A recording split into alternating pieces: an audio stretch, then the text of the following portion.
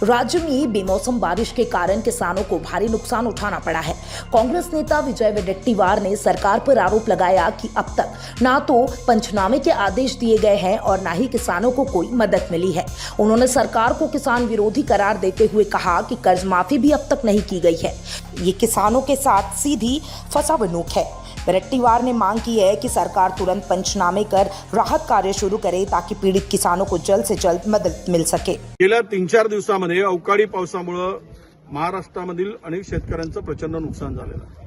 साधे पंचनामे करण्याची सुद्धा गरज या सरकारला भासली नाही, तसे आदेश सुद्धा दिलेले नाही। मग तिकडे द्राक्ष असतील, इकडे भाजीपाला असेल, मोठ्या प्रमाणात गारपीट झाली, अवेळी पावसामुळे शेतकऱ्यांच्या तोंडात आलेला घास हिरावला गेला। अरे मदत नंतर करा, पण पंचनाम्याची तरी किमान तसदी घ्या, पण ते सुद्धा हे सरकार करत नाही आहे। इतकं निर्ढावलेलं आणि शेतकरी विरोधी सरकार या खुर्चीवर बसलेलं आहे। गेल्या 2 वर्षातून शेतकऱ्यांना अनेक संकटाला सामोरं जात असताना त्याचे पैसे सुद्धा दिले नाहीत। कर्जमाफी तर दूर राहिली, ते तर बेईमानीच करतायत, त्या शेतकऱ्यांशी फसवणूक करतायत।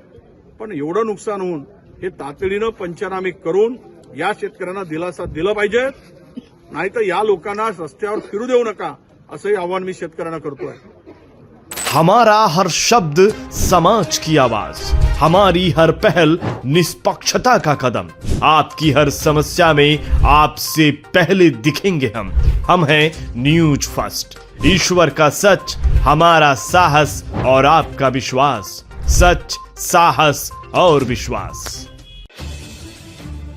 अगर आप ये वीडियो YouTube पर देख रहे हैं तो हमारे चैनल को सब्सक्राइब कर बेल आइकन दबाएं।